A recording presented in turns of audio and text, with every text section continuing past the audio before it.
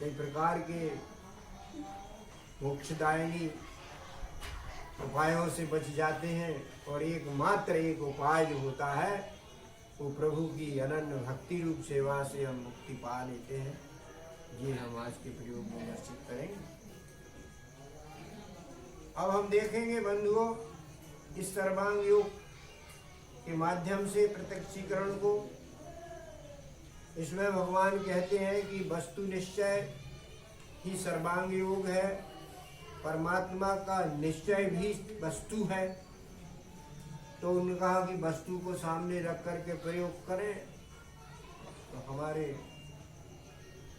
सुधी पाठ श्रोताओं ने ये वस्तु रखी है, इसका नाम मिठास से बनी हुई मिश्री है, इसका भी नाम बतासा है, जो भी मिठास से बना। अब प्रश्न उठता है कि गुरु जी मिठास ही क्यों? बंधुओं, मिठास इसलिए कि ये सर्वप्रिय खाद्य पदार्थ, भगवान को भोग में भी इसी को अर्पित किया जाता है। दूसरा, ये परंपरा से दिया जा रहा है वस्तु दर्शन में। तीसरी बात जो है, अक्षर ब्रह्म की अवधारणा इससे, इस पिंड से बहुत सीख निकलती है। इसी में मत्ता परतर नाम में किंचित अस्ति धनंजय समझ में आ जाता है। इसलिए इस अधिष्ठान को रखने का आदेश दिया है। वस्तु सामने रखना भूलना नहीं। ये हमने इस अधिष्ठान को ऐसा रख लिया। अब हम सर्वप्रथम ये देखेंगे कि ये वस्तु बनी किससे है। आध्यात्मिक ज्ञान में जाते हैं हम, अपन जाते हैं किष्किंधा कांड में, बालीवध तारा का विलाप भगवान समझाते हैं तारा को कि क्षिति जल पावक गगन समीरा पंच रचती है अधम शरीरा। क्यों चिंता करती हूँ, ये जो शरीर है ना, ये नष्ट होने वाला है, बदलने वाला है। ये क्षिति यानी पृथ्वी, जल, अग्नि, वायु, आकाश से बना हुआ है।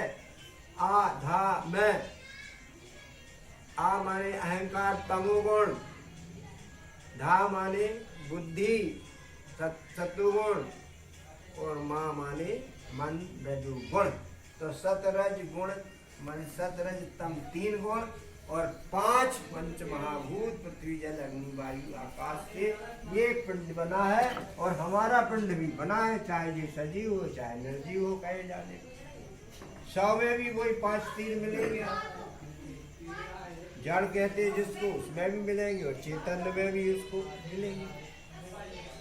तो ये बड़े बड़े आंखों से दिखने वाले प्रश्न है, आंखों से दिखने वाली पृथ्वी, जल, अग्नि, वायु, आकाश, इसलिए छोटे से पिंड में इतने बड़े बड़े कैसे समा सकते हैं? बंधुओं, ये गुण रूप से समाये हुए। आकाश शब्द रूप गुण से समाया गया है, वायु स्पर्श गुण से समाई है, अग्नि रूप गुण से समाया, जल रस गुण से, और पृथ्वी गंध गुण से इसमें समाया। इनके गुण बताए गए हैं। देखें, अपन उत्तरकांड की यात्रा करते हैं। अपन किस तरह है, चौपाई कहती हूँ, विद विज्ञान की समता वाही कोई अवकाश न बिन पाई। बिना आकाश के अवकाश माने पोलापन नहीं मिलता है। जहाँ पोलापन नहीं है शब्द नहीं, और पोलापन से हटाओ तो शब्द होता है। तो आकाश का गुण शब्द है, ये चौपाई कहती है। अब वायु का स्पर्श देखते हैं, तुलसी चौपाई में लिखते हैं कि निज सुख बिन मन होए के धीरा, और अस्क होए विहीन समीरा। स्पर्श गुण है वायु का, इसमें लिखा। वायु नहीं तो स्पर्श नहीं। अग्नि का रूप देखिए, सील की मिल बिन बुध शिव काई, जिन मिल तेज न रूप गोसाई। बिना तेज के, बिना प्रकाश के रूप दिखता नहीं, इसलिए अग्नि का गुण है। अब जल का गुण रस बताया है। चौपाई में बिन तप तेज के कर विस्तारा, जल बिन हुए के रस संसार। जल में रस ही तो होता है, रस नहीं तो जल नहीं, इसलिए उसका गुण रस है। और पृथ्वी का गुण गंध है। श्रद्धा बिना धर्म नहीं कोई, मही बिन गंध के पावई कोई। गंध है तो पृथ्वी, शब्द है तो आकाश, रूप है तो अग्नि, रस है तो जल है। इस तरह से पंच तत्वों के गुण रूप से इसमें है। अपन इसको देखेंगे अपने साधनों से। गीता में भी ये लिखा है, रसो हम वस्तु कौनते प्रभाचा गीता भी के आप इनको पढ़ेंगे श्लोकों को तो यही चीजें मिलेंगी आपको। अब अपन ये देखते हैं कि हम इसको कैसे लें। हमारे पास जो है साधन है, कौन कौन से साधन है हमारे पास, सभी जानते हैं कि समस्त प्रकार की सामग्री 8 साधनों के रूप में हमारे पास है। महाभारत का में आया है श्लोक मना उचिते सप्तमी बुद्धि त्याग क्षेत्र पुण्यष्टमा। 5 ज्ञानेंद्रियां हैं। आँख जिससे ज्ञान प्राप्त किया जाता है, कान सुनना, नाक सूंघना, जिह्वा स्वाद लेना, त्वचा स्पर्श करना, ये हमारे ज्ञान कराने वाली 5 ज्ञानेंद्रियां हैं। और एक छठवा हमारे अंतस में एक सोचने नाम की भूमिका है, जिससे हम सोचते रहते हैं, विचारते रहते हैं। और निर्णय नाम की भूमिका भी है, जिसको हम बुद्धि कहते हैं। और जीव इनका सबका संचालक करता है। तो इस तरह से ये 8 साधन से सुसंगित हमारा ये शरीर है। अब इनसे हम क्या देख सकते हैं, जैसे आकाश है, उसका गुण शब्द है, तो शब्द सुनने की ज्ञानेंद्री कौन सी है शिवपाल जी? कान है। ये भैया कह रहे हैं कि कान है जिससे शब्द सुना जा सकता। क्यों है ये ऐसा? ये इसलिए है कि व्योम शब्द भूत्वा कर्णौ प्राविशत।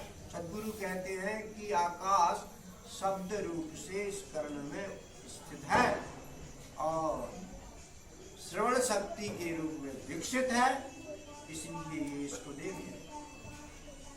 अच्छा, दूसरा है वायु का स्पर्श। स्पर्श की ज्ञानेंद्रिय त्वचा, ये हमारे संपूर्ण शरीर में लगी हुई है, लेकिन विशेष रूप से स्पर्श का ज्ञान अपने हाथ की उंगलियों से करते हैं, लेकिन स्पर्शन तो पूरा शरीर में व्याप्त है। ये वायु का गुण है। और इसमें भी वायु स्पर्श भूता त्वचाम प्राविशत। समष्टि का वायु तत्व इस त्वचा में उपस्थित है और स्पर्शन शक्ति के रूप में विकसित है। तो इससे हम त्वचा से हम वायु को समझ सकते हैं। अग्नि का रूप नेत्र है, नेत्र से रूप दिखता है। इसके लिए है कि अग्नि रूप भूत्वा चक्षु प्राविशत। अग्नि रूप भाव से आंखों में स्थित है, दर्शन शक्ति के रूप में विकसित है। जल रस भूत्वा जिह्वाम प्राविशत। जिह्वा में रस स्वाद, रसना से स्वाद लिया जाएगा, रसनम शक्ति है इसके अंदर, तो हम स्वाद रूप जल को हम देख सकते हैं वस्तु में। तो पृथ्वी में गंध, गंध की कौन सी ज्ञानेंद्रिय हमारे विज्ञानी पाठक यादव जी बता सकते हैं क्या? गंध लेने की कौन सी ज्ञानेंद्रिय हमारे पास है यादव जी? नाक है, ठीक कह रहे हैं। नासिका से हम गंध लेते हैं। यदि इसमें गंध लेने की शक्ति नहीं है तो हम गंध नहीं ले सकते। तो इनका सक्रिय होना नितांत आवश्यक है। तब हम इनसे इस पदार्थ को देख सकते हैं। अब हम वस्तु दर्शन करते हैं अपने साधनों से। इस साधन को देख करके हम निश्चय करेंगे। ज्ञान विज्ञान का मंत्र है कि ना गच्छन्ति बिना पानम औषधि व्याधि सर्वशा बिना अपरोक्ष अनुभव ज्ञानम ब्रह्म शब्देन उच्यते।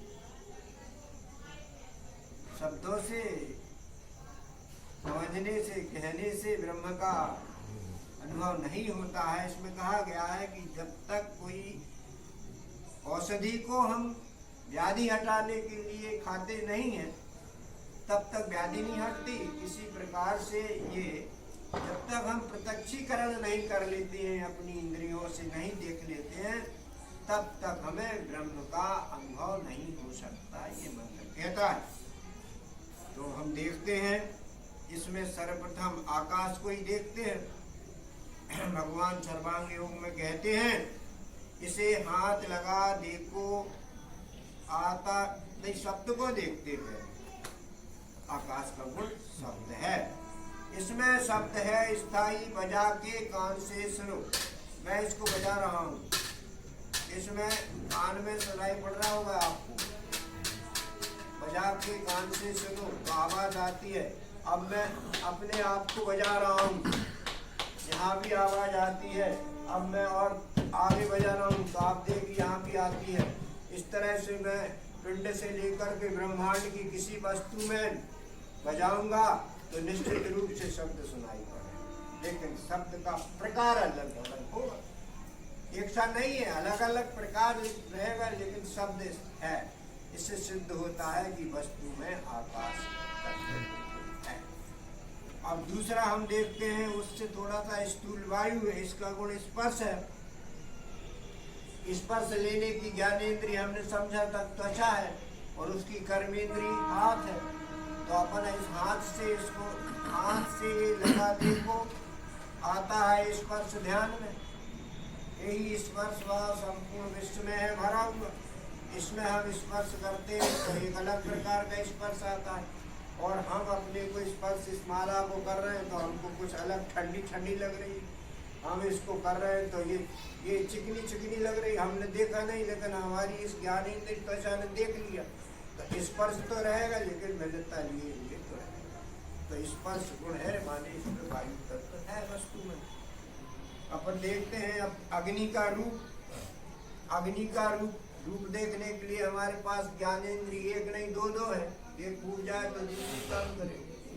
दोनों से देखो तो मजा आ जाएगा। तो आंखों से देखो इसको, अपनी आंखों से देखो, दिखता है पदार्थ, पदार्थ दिख रहा है। ये भी पदार्थ दिख रहा है, ये पुष्प भी दिख रहा है। इधर देखता हूँ तो अपना शरीर भी दिख रहा है, इधर भी दिख रहा है, सब दिख रहा है। सबके रूप, रंग, आकार, प्रकार ये सब अलग अलग दिखेंगे, लेकिन सबके रूप है। आंखों से जो दिख रहे हैं पदार्थ है सब। ये इससे सिद्ध होता है कि अग्नि तत्व जो है, अग्नि महाभूत गुण रूप से, तत्व रूप से इस पिंड में से लेके इस पिंड में और इस पिंड में सब में व्याप्त है। हम जीवा लगा करके देखते हैं हम तो मीठा लगता है, बहुत ज्यादा मीठा लगा। ये थोड़ा कम फीका लगा, इसका कुछ कड़वा सा लगा, खारा लगा।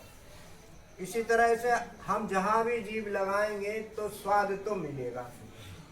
माने जल तत्व है, स्वाद जरूर थोड़ा थोड़ा फर्क मिलेगा, प्रकार तो उसके रहेंगे, लेकिन स्वाद नाम की चीज तो हर वस्तु में है। तो इस तरह से जल तत्व प्रत्येक पिंड में हमको, पिंड से ब्रह्मांड में देखने को मिल जाता। इसी तरह से गंध की पृथ्वी का गुण है गंध। इसके लिए भगवान आदेश करते, नाक से सूंघ के देखो, नाक से सूंघ के देखो। गंध में गंध है, इसमें रमा यही रीति सब जगह देख लो आप। गंध नाक लगा के इसमें देख लो, अलग इसमें अलग। अब इसमें मैं सूंघूं तो कोई गंध नहीं आती है जरूर, लेकिन हमारे पास वो शक्ति नहीं हमारी नासिका में कि हम इसकी गंध को पहचान लें। सभी देखते हैं कि कुत्ता नामक जीव में बड़ी गंध शक्ति होती है, वो दूर दूर तक कुछ सूंघता है। चींटियों में देखिए आप कितनी ग्रहण शक्ति रहती है, कोई दूर की चींटी आ जाती है गंध पाकर तीव्र रहती है। हमारी उतनी तीव्र नहीं है, लेकिन जितनी है उसमें अपन इस बात को समझ सकते हैं कि पृथ्वी भी इसमें व्याप्त है गंध रूप से। तो सदगुरु कहते हैं, क्या कहते हैं सदगुरु कि अनल अनिल जल गगन रसा है, इन पांचों में विश्व बसा है। अनल माने अग्नि, अनिल माने वायु, जल, गगन, रसा माने पृथ्वी। इन पांचों में हर वस्तु में ये पांच को मिलेंगे। तो यहाँ तक हमने परमात्मा की पंच तत्वीय प्रकृति को देखा। अब हम परमात्मा की दूसरी प्रकृति को देखते हैं, सूक्ष्म प्रकृति को देखते हैं दूसरे खंड में, जिसको हम गुण नाम से जानते हैं। आधा में गुण, तीन गुण, सतगुण रजगुण वाली भूमिका को देखते हैं हम। इसके लिए गीता का अध्याय 7 का 4वां मंत्र आप देख सकते हैं। भूमि आपा अनला वायु खम मन बुद्धि एवं अहंकार इतियम में भिन्ना प्रकृति अष्टदा।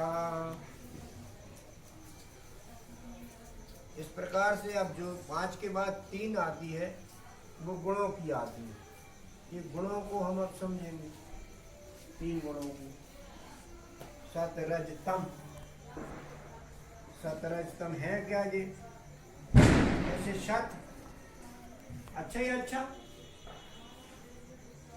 तम बुरा ही बुरा, भाषणा लगना, और रज माने पहले अच्छा लगना बाद में बुरा लगना। ये 3 प्रकार के व्यवहार हम करते भी हैं और हमसे लोग भी करते हैं। जैसे मान लो उदाहरण के लिए ये मिट्टी का दीपक है, ये इसमें तेल डाल करके मैंने दीपावली जलाया, पूरी रात जली, अब बढ़िया तो कुछ तेल नहीं रिसा, बढ़िया दीपक है। अब दीपक दूसरा लिया, उसमें तेल भर से भरा, कुछ देर तो चला, इसके बाद में उसमें से तेल गिरने लगा, तो ये रजगुण का प्रतीक हो गया। और एक ऐसा दीपक ना तेल डालने में तेल रह रहा, ना जल रहा, ना कोई काम का आ रहा, इस तरह से वो तमोगुण में आ जाता है। या सीधा सीधा उदाहरण बताएं कि मान लो मेरे पास एक पेन है, उस पेन को मैंने बढ़िया शुरू से अंत तक अच्छी लिखाई की, पास हो गई, ये सत्वगुण हो गया उसमें। अब वही पेन दूसरा पेन लिया और उसमें लिखा, तो आधे पेपर में मेरा पेन खराब हो गया। तो पहला आधा पेपर अच्छा दिया, आधा पेपर बिगड़ गया, ये रजोगुण। और पेन देखा तो न रिफिल सही, ना दे सही, ना वो सही, उसको तो कोई काम की नहीं, ऐसा लोग फेंकना पड़ा, दुख देंगे। तो शुरू से अंत तक दुखी दे गए, तमोगुण है। और ये बीच का माने रजोगुण का बना हुआ है। आप रजोगुण में दोनों गुण रहते हैं, सतगुण भी रहता है और तमगुण भी रहता है। तो ये सतगुण सतोगुण का भी पा लेता है, रजोगुण तमोगुणिता भी ले लेता है, और रजोगुण तो है ही है उसके पास। इसलिए तीनों की जानकारी, तीनों का अध्ययन मन के द्वारा हम समझ सकते हैं। ये सर्वव्यापी है। 1840वां श्लोक कहता है, ना तदस्ति पृथिव्याम दिवि देवे शिवा पुनः सत्यम प्रकृति युक्तम यद्यपि शास्त्र गुण। पृथ्वी में, देवों में, स्वर्ग में आदि सभी जगह कहना चाहिए सर्वव्यापी है। ये 3 गुण ऐसी वस्तु नहीं है जिसमें कि 3 गुण ना होवे। इसलिए भगवान ने 7:12 में कहा कि ये चाहिए सात्विकाय भावाय राजसाय तामसाय चाहिए मत्ता ये विधि तानि विधि ना तो हम तेसु ते मय्य। यहाँ समझने की बात आती है कि ये जो भगवान परमात्मा भाव से श्री कृष्ण कहते हैं कि सात्विक राजसी तामसी जो भाव हैं ये मुझसे है, मैं उनमें नहीं हूँ। मुझसे प्रकृति है, प्रकृति के 3 गुण है। अक्षर ब्रह्म रूप मुझ में ये गुण नहीं होते, मेरी प्रकृति परमात्मा में ये गुण रहते हैं। इसलिए ये गुण बांधते भी हैं। ये भी कहा उन्होंने 14-19 में कि सत्तम सुखे संजति रजो कर्मणि भारत ज्ञानम आवृत तू तमा प्रमादे संजयति। सतोगुण भी सुख में बांधता है, ज्ञानाशक्ति में बांध देता है, और रजोगुण कर्म में, और तमोगुण निद्रा आलस प्रमाद आदि विपरीत कार्यों में फंसा देता है। इसलिए इन गुणों को जानना और व्यवहार करना हमको अत्यंत ही आवश्यक है। कैसे जानते हैं देखिए आप। सद्भाव को जानने के लिए ये जो पिंड है, इस पिंड को हम घी के साथ बारीक करके पेस्ट बना करके घी के साथ मिला करके खाएंगे तो ये तुष्टि पुष्टिकारक, स्वास्थ्य के लिए आनंददायक। माखन मिश्री भगवान खाते आनंददायक सुंदर, इसमें सत्व को हम देख सकते। आप इसी को मान लो जल के साथ पीस करके मिलाते हैं, शरबत बनाते हैं, तो वो शरबत पीने में तो बहुत अच्छा लगता है, लेकिन आयुर्वेदाचार्य कहते हैं कि बाद में ये गड़बड़ हो जाता है, स्वास्थ्य को नाक से पानी बहने लगता है, पेट में भी जलन पैदा करता है। क्यों? क्योंकि इसका जल सूख जाता है और निरा मिश्री का रहता है वहाँ अस्तित्व। इसलिए स्वास्थ्य पहले तो अच्छा लगे, बाद में खराब लगा। तो ये यहाँ पर रजोगुण। आप इसी वस्तु को सीधे हम खाएं, डायरेक्ट हम खाएं तो हमारे दंत को भी क्षति हो सकती है, और इसको भीतर जाने पर आयुर्वेदाचार्य कहते हैं कि पेट में जलन वगैरह इसमें दाह पड़ने लगती है, स्वास्थ्य के लिए प्रतिकूल है सीधा खाना। तो इसमें हमने तमोगुण भी देख लिया, तो तीनों चीज हमने इसमें देख ली। अब सर्वांग योग में आए कि खाद्यान्न में भी 3 होते हैं, जो खाने की चीज है उसमें भी 17 तम 3 गुण होते हैं, और हम खाते हैं तो हमारे शरीर में वात पित्त कफ बनते हैं, और वात पित्त कफ से हमारा स्थूल होते हुए मन बुद्धि अहंकार बनते हैं, जिनसे हमारे शरीर से हम काम करते हैं। इस प्रकार से ये तीनों गुण 5 तत्वों के साथ में परमात्मा की अष्टधा प्रकृति माने शरीर है। इसको महत्ब्रह्म भी कहा गया है, परमात्मा की योनि भी कहा गया है। गुण साम्या अपरा माया देवी तमाम प्रकार के इसके नाम हैं। 14:3 में भगवान ने कहा कि ये मम योनि है। मम योनि महत्ब्रह्म तस्मिन् गर्भं ददाम्यहं सम्भवा सर्वभूतानि ततो भवति भारत। हे भारत, ये महत्ब्रह्म रूपी योनि में मैं गर्भ लेता हूँ, गर्भाधान करता हूँ, तो समस्त प्राणियों की उत्पत्ति हुई। तो ये हमारी माता जी हुई, पूजनीय माता जी, जिसको हमने ये समझा।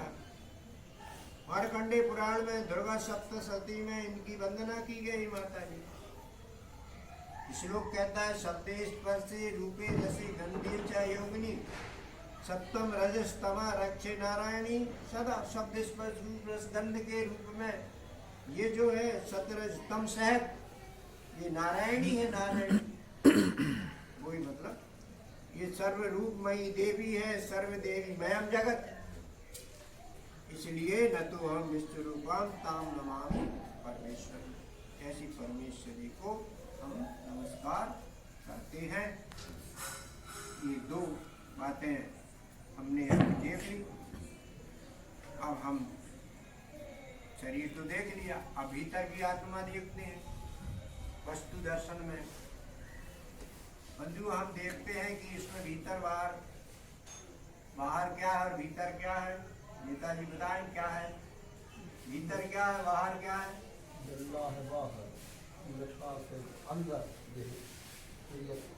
और बाहर क्या है, बाहर देखने को रूप है, बाहर देखने को रूप देख रहा है। रूप देख रहा है। आप क्या कह रहे हैं नेताजी, क्या दिख रहा है आपको? अरे रूप में ही मिठास दिख रही है, रूप में मिठास दिख रही है। अब मिठास भी देखते हैं अपन, यानी इसकी आत्मा को देखते हैं अपन। तो बंधुओं, जैसा कि 7-4, 7-5 दोनों श्लोकों में ब्रह्म की थ्योरी बताई गई। अपरा इयं इतातु अन्याम प्रकृति विद्धि में परम जीवभूताम महाबाहु जयदम धारते जगत। जगत को धारण करने वाली जीव रूपा प्रकृति मेरी परा प्रकृति है और अपरा प्रकृति मेरी 5 तत्व 3 गुणों वाली होती है। तो इस अपरा प्रकृति के बारे में हम अपना ये प्रयोग देखते हैं।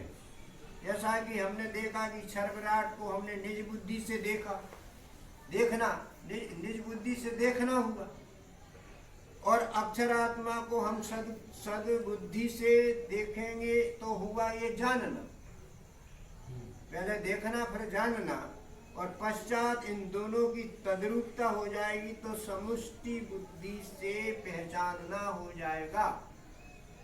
तो देखने में तत्रूप ब्रह्म का तत्रूप, और जानने में त्वम रूप, और पहचानने में असी रूप नाम। इस तरह की दृष्टि होती है। अब अपना अक्षर आत्मा की बारीकी समझते हैं कि जैसा कि अष्टधा प्रकृति है, बदलने वाली प्रकृति है, इसलिए इसमें जो है अष्टधा अपन ने देख ली, ये बदली, कभी शब्द बदला, कभी रूप बदला, कभी स्पर्श बदला, कभी कुछ बदला, कभी कुछ बदला। बदलने वाली चीज देखी, इसमें बदलने वाली चीज में ना बदल चीज देखेंगे अपन, ये आखिर ना बदल चीज है क्या। इसके लिए भगवान कहते हैं कि इसी में अस्थि भांति और प्रिय रूप से स्थित है अक्षरात्मा। अस्थि माने है, इस विकास को, इसको ले ये अभी इस तरीके की है। अभी हमने ऐसा कर दिया, ऐसा कर दिया, तो इसका ये सोनी जी क्या हो गया, चूर्ण बन गया। अच्छा, चूर्ण बनने में भी ये बताइए आप कि इस बिना चूर्ण में और इस चूर्ण वाले में मिठास में कोई अंतर है क्या? अंतर नहीं। अब मान लो हमने इसको बिल्कुल धूरा कर दिया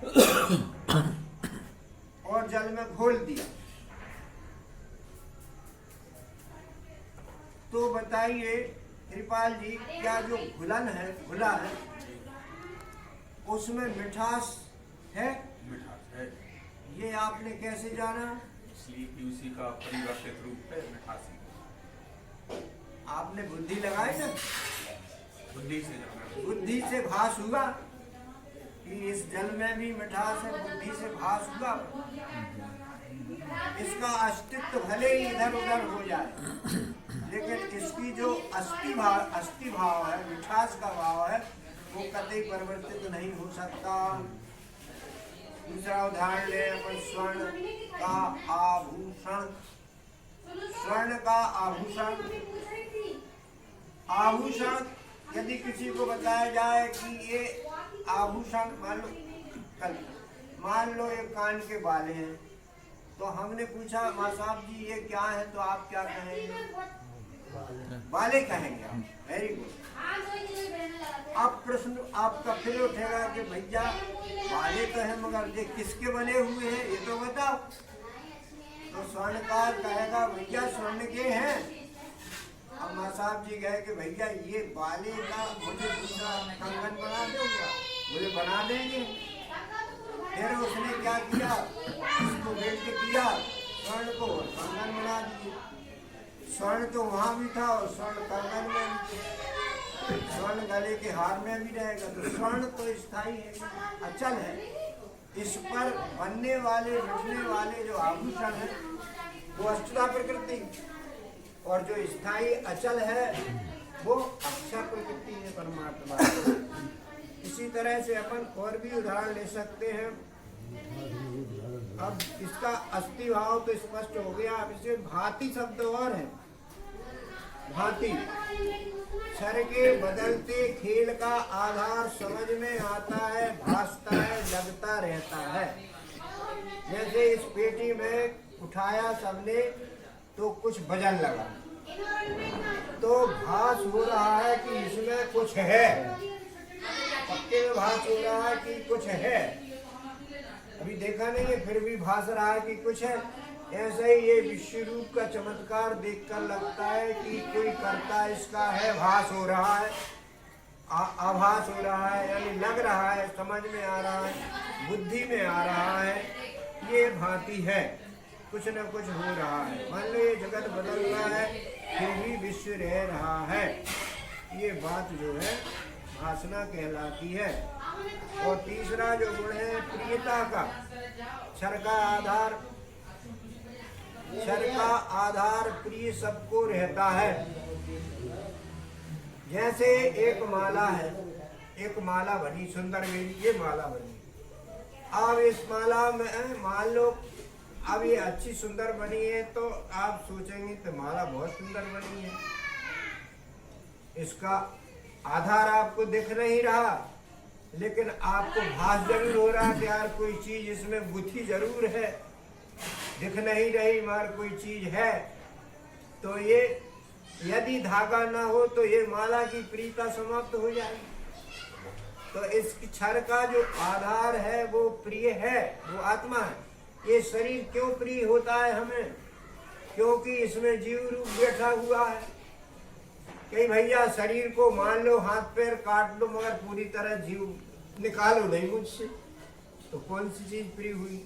जीव प्रिय हुआ, शरीर प्रिय नहीं हुआ है, जीव प्रिय हुआ। तो वही आत्मा, अक्षर आत्मा का प्रिय का लक्षण है। इसी प्रकार से क्षर भाव जैसे आते हैं, शब्द स्पर्श रूप रस गंध, ये सबको प्रिय होते हैं।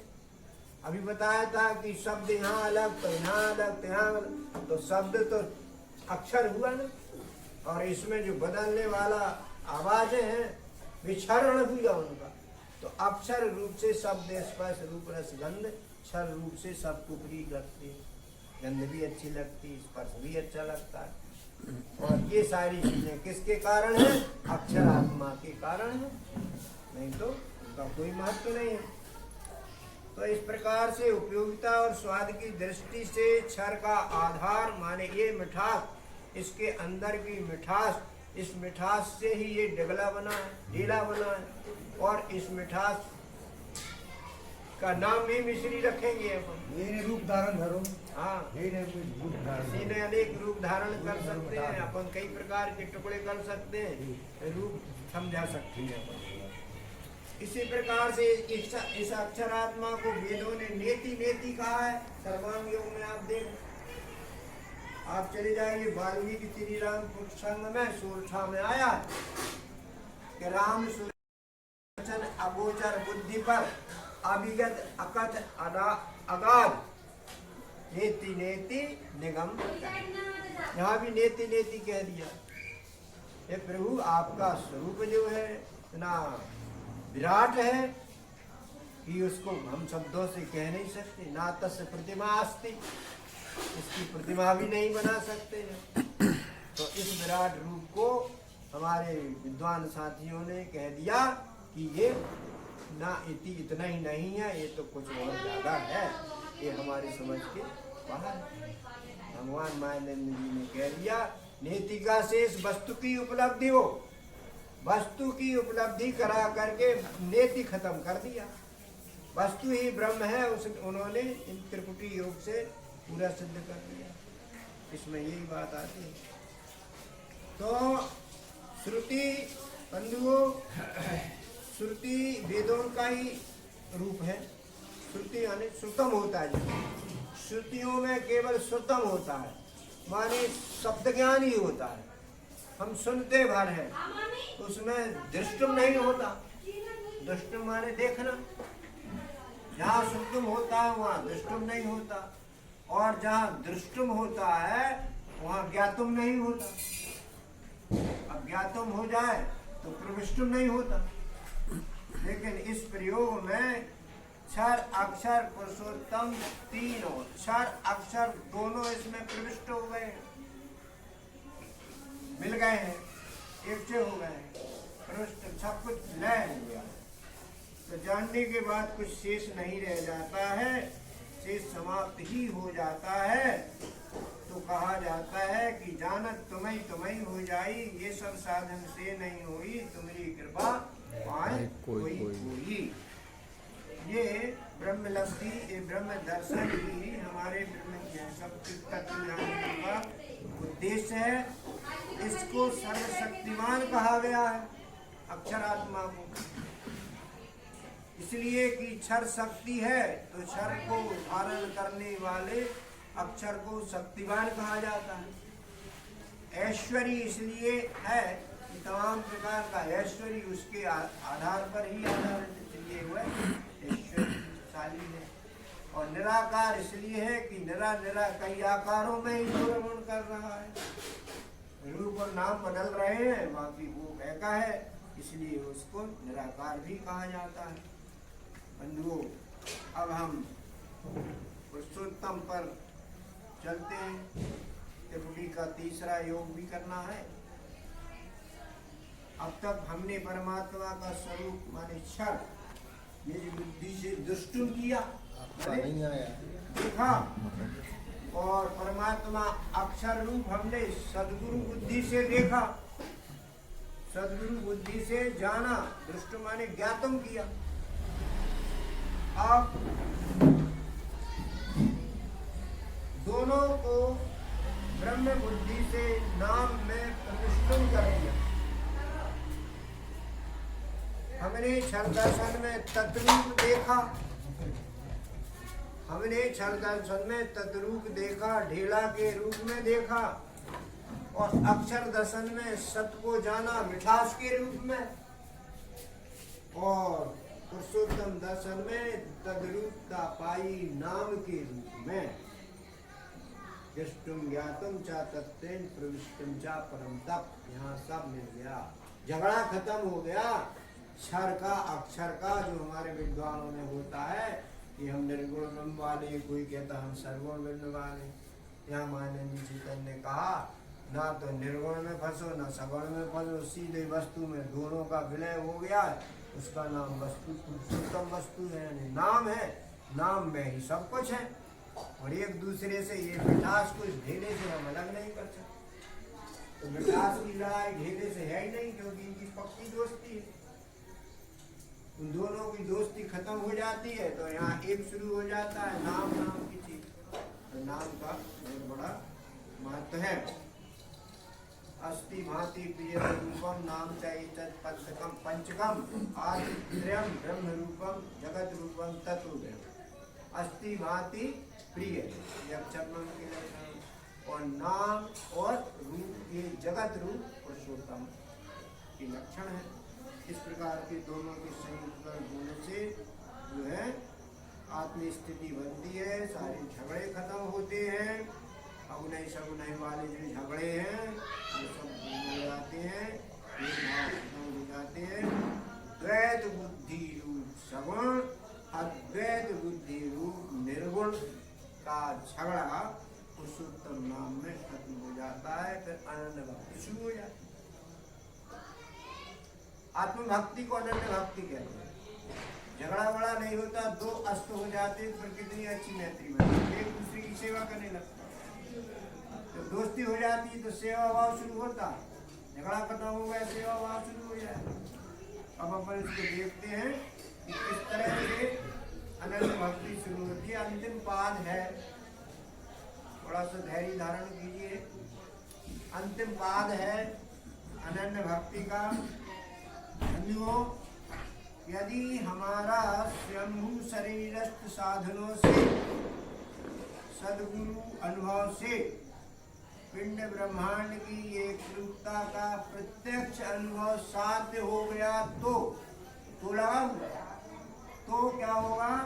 यह भोगाकार दिखने वाला जगत ब्रह्माकार दिखना चाहिए। यदि नहीं तो हमको अभी परमात्मा के वस्तु दर्शन की त्रिपुटी की पूर्णता प्राप्त नहीं हुई है। फिर क्या होगा? अध्याय 5 का 20वां श्लोक काम करने लगना चाहिए जीवन में।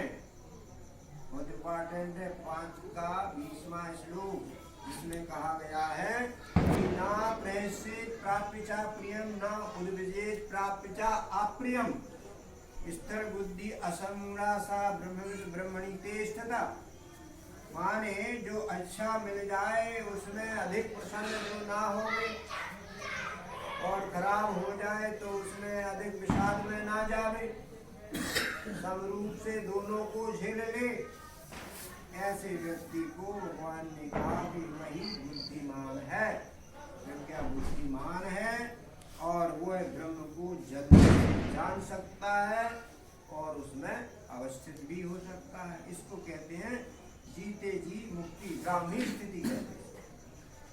ब्राह्मी स्थिति संत कहते हैं, ब्राह्मी स्थिति पाए के काई रहे न शेष, मोहे कभी न ठग सके, माया नहीं लवलेश। माया का ही तो चमत्कार है, माया का चमत्कार है, बदलती हुई चीज। माँ या माने जो, माँ माने नहीं, जो नहीं है उसको अपन है को समझ करके आनंद लेते हैं और वो चली जाती है।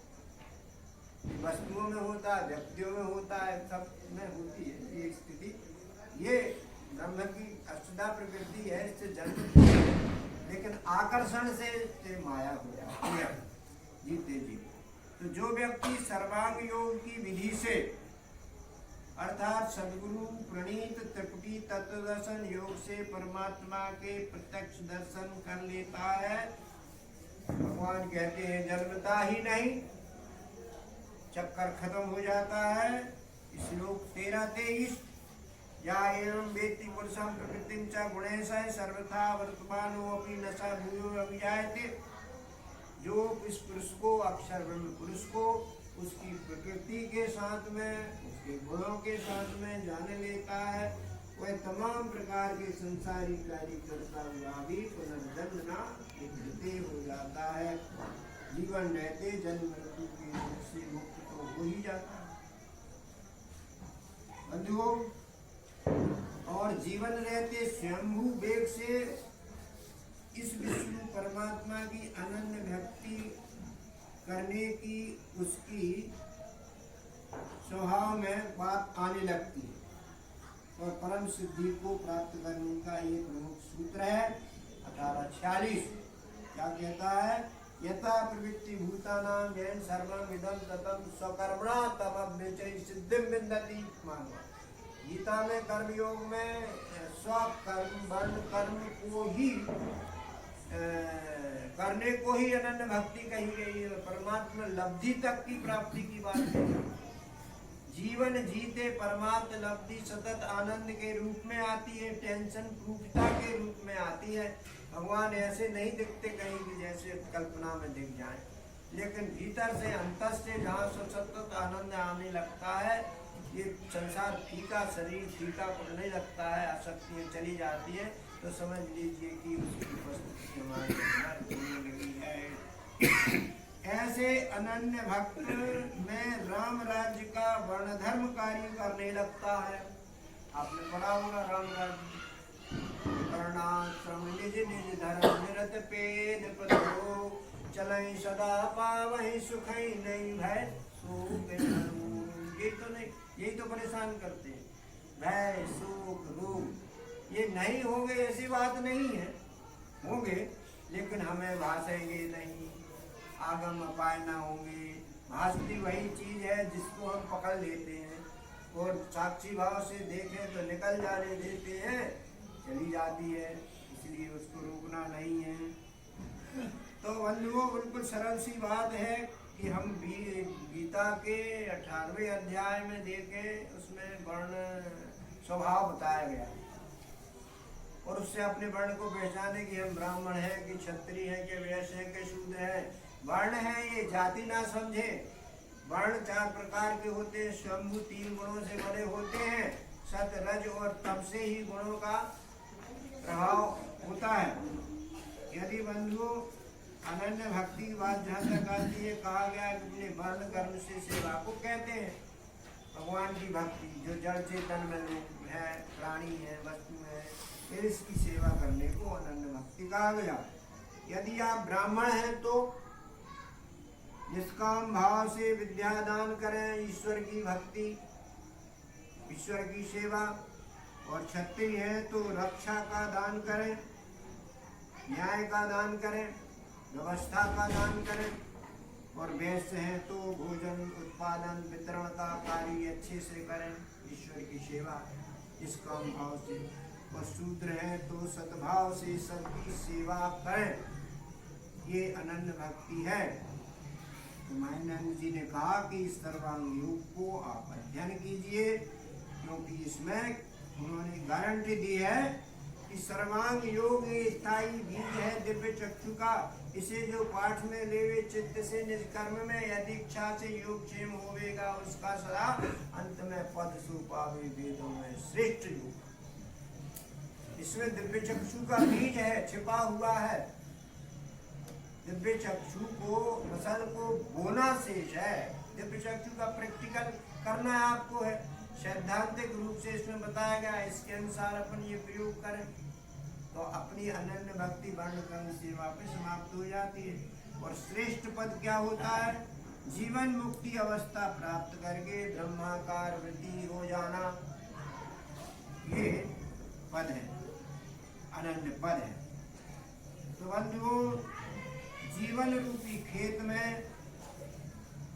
तात्विक सत्संग से प्राप्त आत्म अनुभव का गन्ना किसान भाई बैठे इतना होवे, इतना बोले घना कि अनाथ भाव की खरपतवार को पनपने का मौका ही न मिले। ऐसा सौभाग्य और प्रसाद परमात्मा हमें दे। मंगल भावों के साथ विश्व रूप दर्शन का ये प्रयोग संपन्न होता है। सभी लोग मिलके बोलेंगे, बोलिए सद्गुरु भगवान की जय, स्वरूप परमात्मा की जय, सनातन धर्म की जय। मात शांति शांति।